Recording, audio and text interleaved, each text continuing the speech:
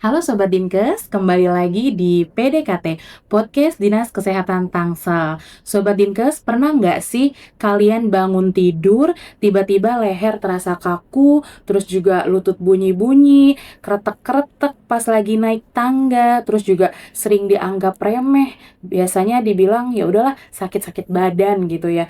Terus juga ternyata tulang dan sendi kita itu punya cara sendiri nih untuk proses terhadap gaya hidup kita sehari-hari. Nah, pada podcast kita kali ini, saya ditemani oleh narasumber kita, pakarnya langsung, yang akan membahas tentang tulang benulang, gitu ya. Saya ditemani dengan narasumber kita, Dr. Ferdinand Arden, spesialis bedah ortopedi. Betul ya, Dok ya? Ya, betul. Terima kasih Dok sudah hadir di podcast kami. Jadi podcast kami adalah PDKT Dok, Podcast Dinas Kesehatan Tangsel. Dokter Ferdinand ini bertugas di Rumah Sakit Columbia Asia ya Dok ya. Gimana kabarnya, sehat Dok? Iya, sehat Mbak. Sehat. Baik Dok. Dok, sebelum kita bahas lebih jauh ya Dok, saya mau tanya satu hal dulu nih Dok. Kalau yang paling sering ditanyakan sama netizen ya Dok, atau biasa kalau kita di sini sebutnya Sobat Dinkes Dok. Sobat Dinkes. Sobat Dinkes, betul. Itu sebenarnya Dok, kalau bunyi kretek-kretek, yang kita suka bunyiin kretek-kretek jari gitu ya Dok ya, itu ngaruh nggak sih Dok nanti ke sendi-sendi kita tuh? Ya, ini menurut saya pertanyaan yang sangat sering ditanyakan ya. Betul. Dok, kalau misalnya saya bunyi-bunyiin tangan, atau saya bunyi-bunyiin kaki, Ya. bunyi-bunyiin lutut, bunyi-bunyiin leher, nanti bisa bikin pengapuran atau rematik nggak ya dok? Ya. Itu sering banget jadi pertanyaan ya. Nah, ini ya kita berbicara bukan berdasarkan cuma menurut saya ya. Jadi sudah pernah dilakukan penelitiannya. Oke. Ada tangan sebelah kanan dan tangan sebelah kiri, Ya. yang satu dibunyikan terus, yang satu tidak dibunyikan. Ya. Setelah beberapa tahun diperiksa, ternyata nggak ada bedanya.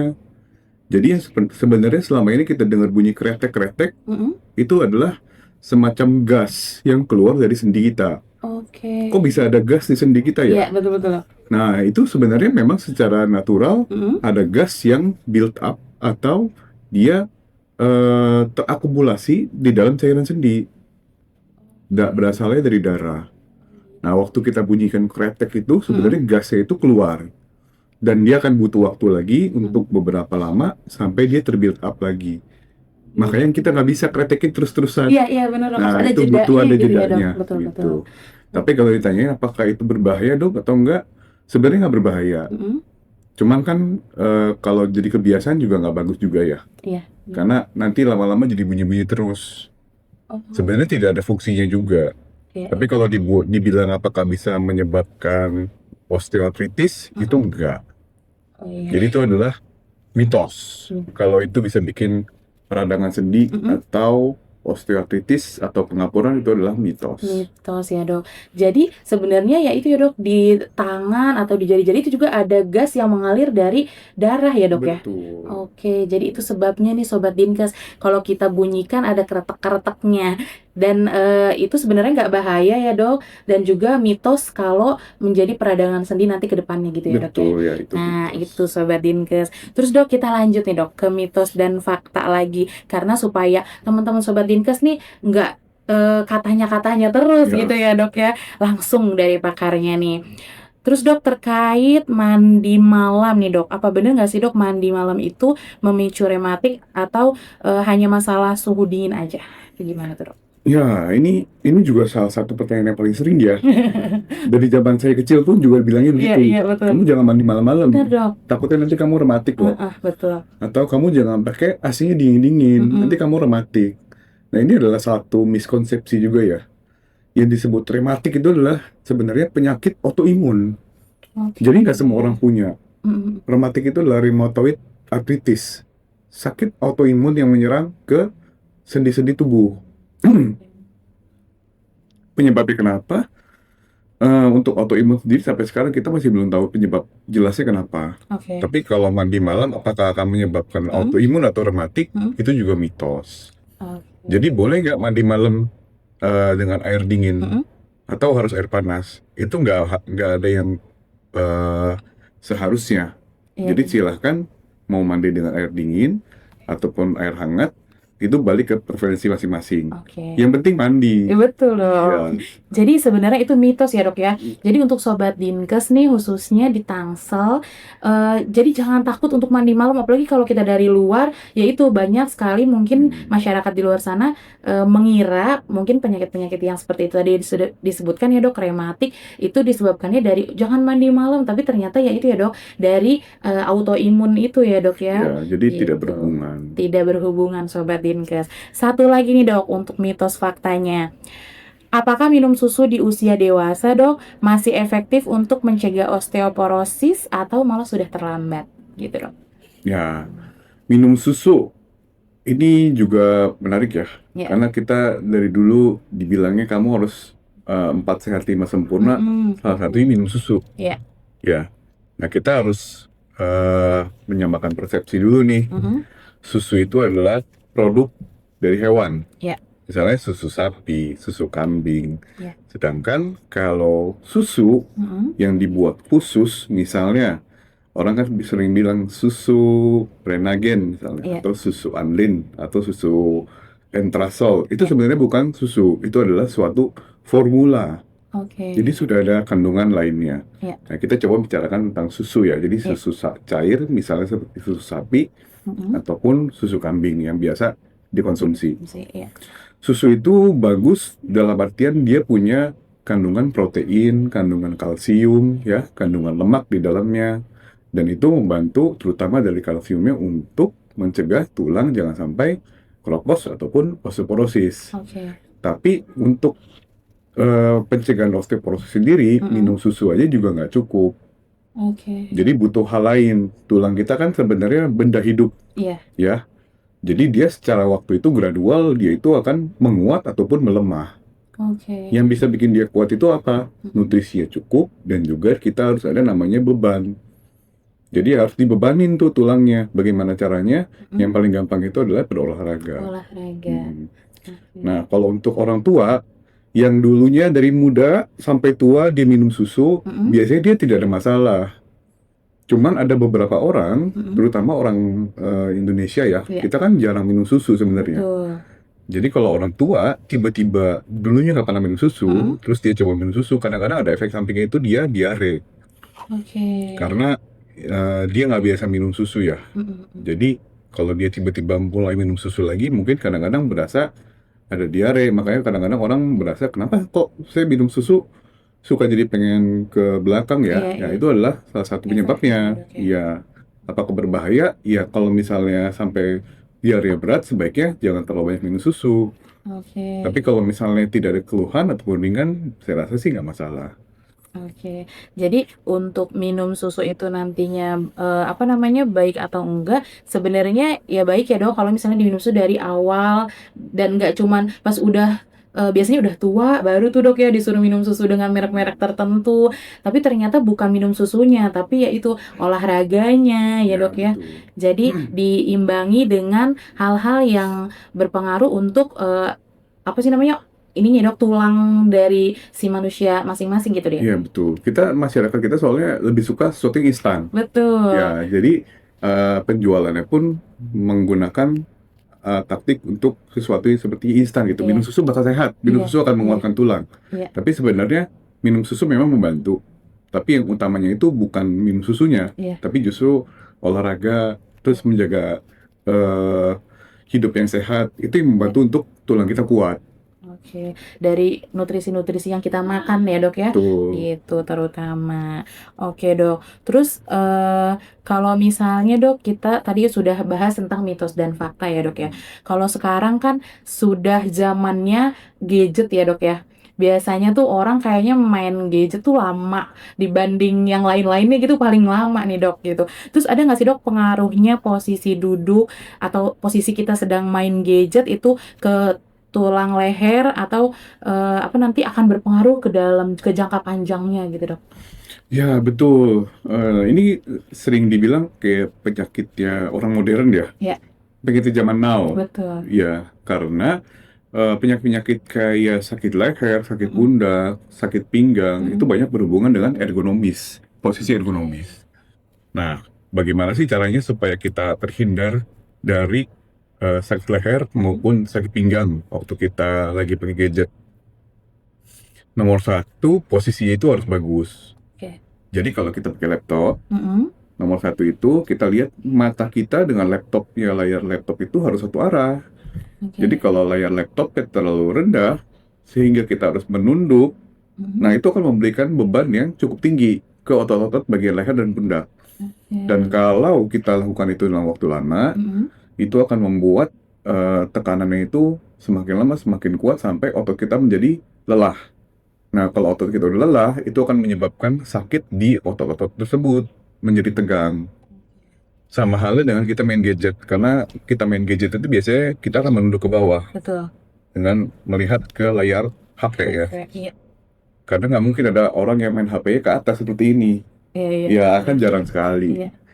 Nah, hal yang sama juga terjadi tuh kalau kita duduk lama di kantor dengan posisi duduk yang nggak benar, itu akan membuat otot-otot di pinggang bawah kita menjadi lemah dan dia jadi lelah, akhirnya menjadi sakit.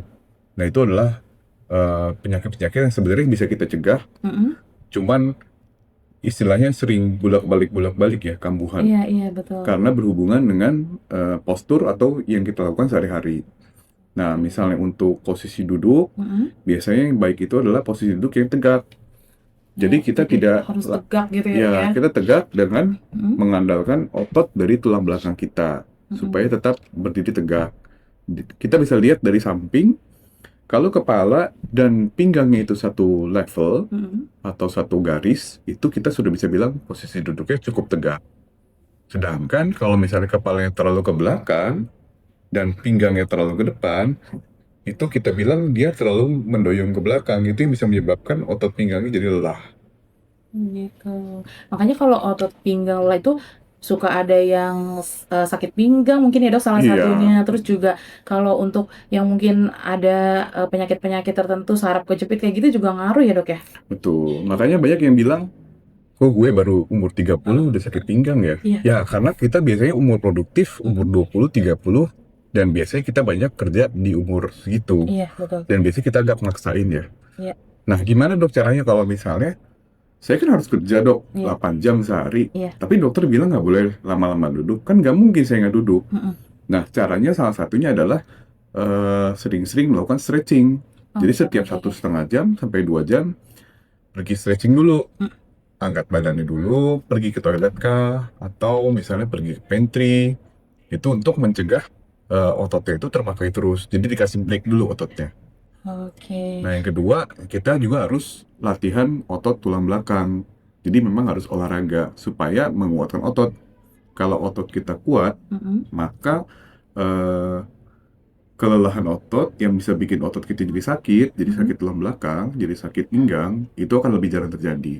Oke, jadi ya itu dok ya, lagi-lagi harus olahraga itu Lagi-lagi selalu balik ke disebutin olahraga, gitu ya iya. dok ya, gitu. Dan juga ya tadi posisi ergonomisnya ya dok ya, apalagi bagi orang-orang yang pekerja, terus juga sekarang mungkin banyak yang main gadget juga selain yang pekerja juga mungkin udah banyak anak-anak itu Betul. posisi-posisinya juga harus diperhatikan baik oleh orang tuanya, diri kita sendiri juga harus memperhatikan. Nah kalau tadi dok banyak sekali kita dokter membicarakan olahraga nih dok. Kalau misalnya belakangan ini kan banyak sekali orang yang mulai olahraga nih dok, mungkin sudah mulai perilaku hidup bersihnya tuh bersih dan sehatnya udah mulai semangat lagi gitu ya dok ya. Apa sih dok cedera yang biasanya sering muncul, terus juga boleh mungkin dikasih sedikit tipsnya untuk mencegahnya dok gitu. Ya betul, memang sekarang nih olahraga lagi in banget ya. Betul. Banyak yang bilang kalau angkatan Gen Z ini Iya. angkatan yang sangat peduli dengan olahraga. Olahraga. Jadi Iya. ada yang bilang kalau justru tempat-tempat nongkrong sekarang lebih sepi. Yang lebih ramai itu adalah tempat olahraga, Benar. tempat padel, tempat lari. Betul. Ya. Iya, iya. Nah, cuman itu juga datang dengan problem lain, yaitu yang tadi Mbak Nah, bilang, betul. sakit di area yang berhubungan dengan olahraga. Yang paling sering adalah satu di lutut, kedua itu di bagian ankle atau di pergelangan kaki. Kenapa sih problemnya di dua tempat itu? Biasanya terjadi kalau kita main sesuatu yang kompetitif. Kalau misalnya kita main padel, misalnya kompetitif, kita harus ngejar bola kanan dan kiri, itu biasanya akan ada gerakan-gerakan yang kita bilang cutting. Jadi gerakannya memuntir dengan cepat supaya kita bisa mengubah arah dengan cepat. Nah, itu bisa menjadi cedera pada lutut dan ankle. Kenapa bisa begitu? Karena biasanya satu, kurang pemanasan, dan kedua, biasanya yang namanya olahraga kompetitif pasti kita akan mengeluarkan 110% ya. Benar. Jadi kita pasti akan berusaha untuk menang. Betul. Nah, itu yang bikin cedera-cedera ini lebih gampang terjadi. Bagaimana cara ngurang ini? Nomor satu, kita harus lebih sering pemanasan dulu. Stretching ya, Dok ya? Stretching dulu. Dan yang kedua, memang kita harus membiasakan levelnya untuk olahraga kompetitif itu nggak bisa langsung disamakan. Jadi memang harus istilahnya kita belajar dulu, belajar dulu sebelum kita bisa main kompetitif dengan taraf yang tinggi, supaya kita nggak gampang cedera. Jadi olahraga memang sangat bagus, dan sekarang mungkin lagi banyak yang olahraga-olahraga yang tren-tren zaman sekarang nih, Dok. Tapi lagi-lagi Sobat Dinkes harus ingat banyak latihan ya, Dok. Terus juga yaitu jangan lupa pemanasan dulu gitu ya, Dok ya. Betul. Stretching dulu. Terus Dok, kalau misalnya nih Dok, sudah terjadi ada permasalahan nih di otot atau misalnya di tulangnya, itu kapan sih Dok mungkin masyarakat bisa atau harus dibawa ke spesialis ortopedi, Dok? Terus juga biasanya nih supaya nggak cuman dikasih koyo misalnya, Dok, gitu ya, khawatirnya memang harusnya udah dibawa nih ke dokter spesialis ortopedi, itu waktunya sebaiknya kapan, Dok? Gitu. Ya, ini kan memang penting ya. Masa saya ke Seleo doang, saya langsung ke dokter ortopedi sih? Nah, iya betul. Kapan sih harus saya ketemu sama dokternya? Biasanya kita batasin 3-4 hari. Jadi kejadian, kalau rasanya tidak ada perbaikan atau rasanya malah memburuk, biasanya itu saatnya untuk ketemu dokter ortopedi. Yang kedua, biasanya kita lihat dari bentuk kaki atau misalnya bentuk ankle, bentuk lututnya, ada yang berubah nggak? Apakah dia bengkak besar? Kalau dia bengkak besar, terus ada warna lebam, kayak warna biru, warna agak hijauan di daerah lutut atau ankle-nya, sebaiknya kita ketemu dokter ortopedi. Karena warna lebam itu menunjukkan kalau ada darah, ada perdarahan di dalam. Yang bisa mengeluarkan darah di daerah sendi itu biasanya dua. Satu adalah tulangnya yang mungkin ada bermasalah, mungkin dia retak atau patah. Yang kedua, mungkin ligamennya ada yang robek. Jadi kalau misalnya sudah ada tanda-tanda seperti itu, dia bengkak besar, terus dia ada warna lebam, sebaiknya juga langsung periksa. Nah, kalau misalnya nggak ada tanda-tanda seperti itu, gimana, Dok? Misalnya cuma sakit, dia cuma bengkak, saya masih bisa jalan sih, tapi saya rasa sakit. Biasanya kita lakukan metode RICE yang paling tradisional. Jadi kakinya diistirahatkan, lalu kita kasih kompres dengan es. Jadi biasanya es batu ditaruh ke dalam kantong plastik, lalu dilapisi lagi sama handuk yang tipis. Baru kita kompres ke daerah yang bengkak selama 10-15 menit. Sehari bisa diulang 2-3 kali. Terus setelah itu biasanya kita lakukan kompres. Jadi daerah yang bengkak itu perlu dijepit ya, kita bilang. Apakah dengan perban elastis atau dengan ankle support supaya mengurangi bengkaknya. Dan yang terakhir, biasanya kita perlu melakukan elevasi. Jadi kakinya itu yang bengkak akan kita naikkan, terutama waktu lagi tidur. Jadi dikasih satu bantal. Dan kalau lagi duduk, biasanya sebisa mungkin kakinya jangan menggantung ke bawah. Kakinya dikasih lagi semacam kursi kecil supaya agak mengangkat ke atas. Nah, itu semua kita lakukan untuk mengurangi bengkak yang akan terjadi pada sendi tersebut. Jadi itu penanganan pertamanya gitu ya, Dok ya. Kalau misalnya dirasa tidak membaik, baru nanti boleh ke spesialis ortopedi gitu ya, Dok ya. Kalau tadi pembengkakannya itu semakin besar gitu ya, Dok. Nah, kalau misalnya kita kaitkan lagi, Dok, dengan biasanya nih kalau di masyarakat, terutama di Indonesia, itu kan erat sekali biasanya ada yang tradisional dulu deh, diurut dulu deh gitu ya, Dok ya. Jadi ke medis tuh nanti-nanti gitu ya. Itu menurut dokter atau menurut medisnya nih dok, sebenarnya gimana dok? Diurut tuh boleh atau langsung ke medis aja gitu dok? Ya memang kalau medis dengan non medis ini ada suatu perbedaan cara pikir ya. Oke. eh Misalnya kita ada pasien atau ada seseorang kolega Mm-mm. kaki jatuh nih, terus dia Mm-mm. bengkak, terus dia bingung dia harus dibawa ke medis atau non medis. Ya kalau saya sebagai tenaga medis pasti saya langsung sarankan untuk ketemu medis. Iya. Yang pertama kita perlu pastikan dia ada patah atau tidak. Oke. Kalau misalnya dia patah, pasti dia harus melakukan containment ya. Jadi patahnya nggak berubah bentuknya. Dan itu akan gampang sekali dilakukan containment atau mempertahankan bentuk yang sudah patah supaya tetap bagus kalau kita langsung menangani pasiennya di awal. Oke. Sedangkan kalau pasiennya pergi dulu ke tempat urut atau tradisional dan datang sudah 2 minggu, 3 minggu, biasanya tulang yang patah itu sudah mulai mengeluarkan seperti sejenis lem. Jadi kita melakukan perbaikannya pun akan lebih susah. Dengan hasilnya pun pasti akan lebih kurang baik dibandingkan kalau dia langsung datang. Oke. Jadi kalau misalnya ada kecurigaan ada patah atau ada keseleo, langsung deh ketemu tenaga medis ya. Iya, iya, betul. Jadi kalau misalnya dinanti-nanti nih dok ya, malah nanti deh dibawa ke tukang urut dulu, nanti kalau misalnya nggak membaik, udah deh dibawa ke medis gitu ya dok ya. Nah itu malah akan semakin susah untuk ditangani ya dok ya. Akan semakin sulit. Iya, Ya, jadi sesuatu yang sulit tangani mm, pasti hasilnya akan lebih kurang baik dibandingkan iya betul. sesuatu yang masih mudah ditangani. Oke, jadi kurang maksimal untuk Kurang maksimal. penyembuhannya Ya. gitu ya dok ya. Terus dok, kalau misalnya mungkin masyarakat nih takutnya masih takut-takut nih dok. Kalau misalnya ke medis nanti dilakukan penanganan-penanganan yang mungkin apa ya yang bikin serem gitu ya dok ya. Nah kalau untuk sekarang nih dok, untuk teknologi ortopedi nih dok saat ini eh, sudah mulai canggih kan sebenarnya ya dok ya. Jadi ada nggak sih yang nggak usah dikhawatirin nih sama masyarakat karena teknologinya ini udah makin canggih gitu dok. Gimana tuh dok? Ya, memang yang jadi momok untuk masyarakat itu adalah mendengar kata operasi. Betul, Apalagi datang ke dokter bedah benar. ortopedi. Iya, Ya, itu memang suatu momok yang dipakai untuk orang disarankan pergi ke tradisional karena alasannya betul. begini, kamu jangan ke dokter karena kamu akan dioperasi, kamu ke Nah, tradisional aja, nanti kamu nggak perlu dioperasi. Nah, itu adalah miskonsepsi. Justru di bagian kita itu, bagian ortopedi, tidak semua itu dioperasi. oke. Apalagi kalau kasus yang masih baru. Iya, Jadi banyak banget tindakan-tindakan yang bisa kita lakukan oke. untuk mendapatkan posisi yang bagus, Mhm. biasanya dengan gips ya, Oke. ataupun dengan alat lain Mhm. yang tidak dibutuhkan disayat. Dan sekarang dengan kemajuan teknologi, Mhm. kita bisa melakukan namanya bedah minimal invasif. Oke. Jadi kalaupun sampai operasi, Mhm. dia tidak dipakai sayatan.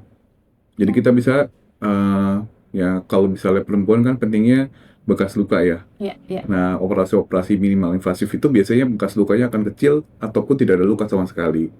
Jadi nggak ada bekasnya ya Jadi dok nggak ya? ada bekasnya, Tidak karena terlihat. kita nggak lakukan sayatan.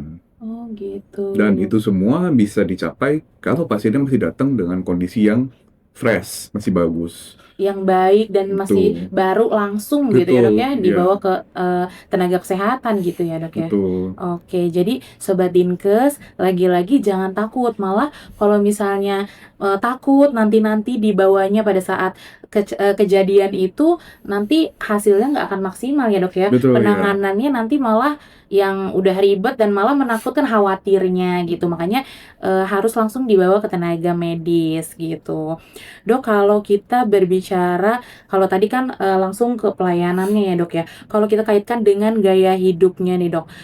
Kalau misalnya selain kalsium dok, kan kalau yang biasa masyarakat tahu, oh kalau terkait tulang pastinya nutrisinya kalsium nih gitu ya. Nutrisi apa lagi sih dok yang mungkin selain kalsium itu jarang diketahui oleh masyarakat, tapi sebenarnya penting nih untuk sendi, untuk tulang itu ada nggak dok? Ya, selain kalsium yang lagi in banget ya sekarang, Betul. sebenarnya sejak COVID, itu adalah vitamin D3. Oke. Jadi selain kalsium, kita juga butuh vitamin D untuk membantu penyerapan kalsium ke dalam tulang kita sendiri. Ya. Nah, dengan vitamin D dan kalsium yang cukup, udah bagus belum dok? Nah, orang kadang-kadang lupa kalau tulang itu cuman bagian ya, cuman part. Iya. Yang penting dari selain tulang adalah otot. Oke, iya, iya. Jadi kalau mau tulang yang kuat, ototnya pun harus kuat. Otot yang kuat itu bisa didapat dengan satu, nutrisi yang cukup dari protein. Ya. Nah, sumber protein yang paling gampang didapat adalah telur. Itu ekonomis, mudah didapat, Iya. dan cukup bagus. Oke. Nah, selain itu juga tetap balik lagi kayak yang sudah dibilang tadi, kita harus olahraga yang ada bebannya. Oke. Jadi memang kalau di ortopedi itu pengobatannya gampang tapi susah. Iya, iya. Ya, gampangnya kenapa? Karena nggak butuh biaya yang lain, kita cukup olahraga dan kita nggak perlu alat khusus pun juga bisa. Susahnya Oke. gimana? Untuk memulainya ya dok ya? Susahnya adalah memulainya. Memulai Betul, dan betul. mempertahankan untuk olahraga itu Iya. sangat sulit. Memang itu sulit ya. Jadi gampang diomongkan, tapi sulit untuk dilakukan. Iya, betul dok. Nah, yang penting untuk teman-teman sekalian, untuk olahraga itu bukan berapa berat atau seberapa sering kita olahraga. Menurut saya olahraga yang paling penting itu adalah olahraga yang konsisten. Oke. Yang kita suka, yang kita bisa lakukan dengan waktu yang konsisten dan istilahnya menjadi bagian dari lifestyle kita. Oke. Supaya nggak terpaksa jadinya. Iya, bahkan olahraga juga nggak harus yang mahal ya dok. Yang jalan kaki secara rutin juga itu udah baik banget ya dok Iya, ya. betul. Gitu. Jadi olahraga nggak semuanya harus pakai equipment atau pakai alat-alat khusus. Betul. Bahkan yang nggak pakai alat apapun juga cukup baik Bisa. buat kita. Iya. Oke, dan itu untuk selain kalsium tadi, protein ya dok ya, terutama protein tadi yang sudah disebutkan oleh Dokter Ferdinand ini, telur yang gampang ditemui dan harganya ekonomis juga, ternyata itu juga bagus untuk tulang, selain mungkin untuk protein-protein yang lain ya dok ya, Iya. gitu. Terus kalau kita berbicara tentang tadi dok, balik lagi ke olahraga, kalau misalnya untuk olahraga yang bagus dok untuk mungkin mau menaikkan massa otot, terus juga untuk kalau misalnya yang udah tua-tua nih tulangnya supaya nggak osteoporosis itu apa sih dok olahraga yang bagus? Ya, olahraga yang bagus untuk orang-orang yang berusia tua ya. Iya. Yang kita maunya menaikkan massa otot, menguatkan tulang. Iya. Itu paling bagus adalah olahraga yang low impact kita bilang. Apa sih dok bedanya low impact, high impact? Yang membedakan itu secara garis besar adalah kalau olahraga high impact itu kita akan melakukan gerakan yang cukup eksplosif. Oke. Jadi cukup cepat berubah ya. Iya. Misalnya seperti aerobik, Oke. atau misalnya lari, atau main olahraga kompetitif ya seperti basket, Iya. voli, atau sepak bola. Itu adalah olahraga yang high impact. High impact, oke. Sedangkan olahraga low impact itu adalah olahraga yang kita lebih memfokuskan ke gerakan yang lebih lambat, lebih terkontrol, Oke. dan biasanya itu justru tidak membebani sendi. Contohnya Iya. seperti apa? Berenang, Oke. naik sepeda statis ataupun sepeda di luar, lalu olahraga angkat beban, yang lagi rame sekarang juga misalnya seperti pilates ya, Oke. ataupun yoga. Nah balik lagi tapi dok, kalau begitu kalau orang tua nggak boleh dong main tenis meja. Nah itu adalah suatu pilihan. Jadi olahraga itu nggak semua bertujuan untuk membangun otot dan membangun tulang saja. Iya, betul. Ada juga yang tujuannya itu untuk rekreasional. Nah seperti itu nggak ada salahnya kita sesekali main olahraga kompetitif. Iya. Jadi balik lagi ke yang saya bilang tadi, olahraga yang baik adalah olahraga yang kita suka dan kita bisa konsisten. Iya. Oke, yang penting memulainya dulu dan konsisten itu ya dok ya. Iya. Dan biasanya kan kita juga diri sendiri tahu nih kemampuan kita tuh sampai di mana gitu ya dok ya. Betul. Gitu. Jadi pastinya yang penting konsisten ya Sobat Dinkes dan juga dimulai dari sekarang gitu. Terus dok, pertanyaan terakhir nih dok. Ada nggak sih dok pengaruh pemilihan sepatu terhadap kesehatan tulang belakang kita? Ini biasanya ada cewek-cewek yang nanya dok, itu atau misalnya mungkin bapak-bapak juga yang biasa bekerja, itu ada ngaruhnya nggak sih dok? Pemilihan sepatu sama tadi kesehatan tulang kita. Pemilihan sepatu banyak berhubungan sih, mungkin bukan ke tulang belakang langsung ya, Oke. tapi dia bakal banyak berhubungan dengan kesehatan kaki kita sendiri. Oke. Nah, terutama untuk cewek-cewek nih, Iya. yang suka pakai sepatu yang cantik-cantik dan depannya sempit. Nah, Oke. kaki kita itu sebenarnya secara natural melebar, ya. Iya, iya. Jadi kalau kita pakai sepatu yang sempit Mm-mm. dan terasanya itu mengganjal di daerah jempol, di daerah kelingking, Iya. itu sebenarnya sepatunya bisa menyebabkan apa yang kita bilang sebagai bunion atau hallux valgus.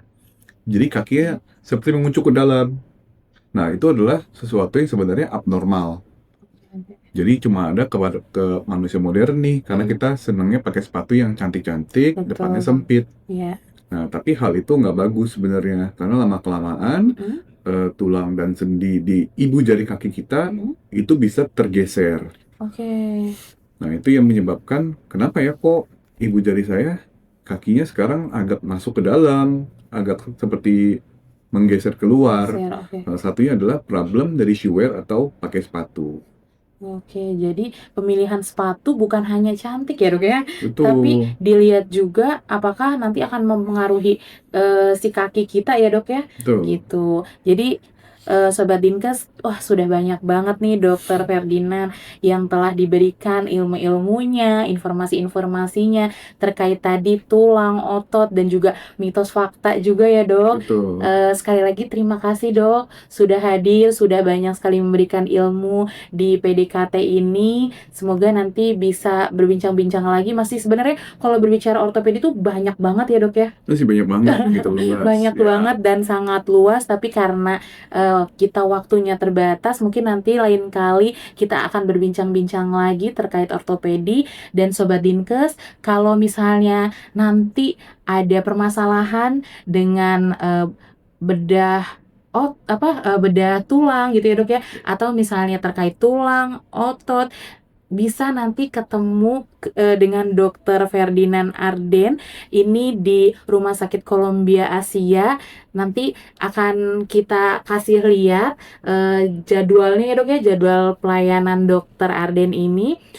Baik Sobat Dinkes, mungkin sudah banyak sekali ilmu-ilmu yang sudah diberikan, dan juga kita juga harus lebih aware lagi ke kesehatan tulang kita, kesehatan otot, terutama tadi poinnya adalah banyaknya olahraga dan olahraga lagi gitu. Sobat Dinkes, kita cukupkan tema kita tentang ortopedi pada kesempatan kali ini. Terima kasih sekali lagi dok, sehat-sehat terus.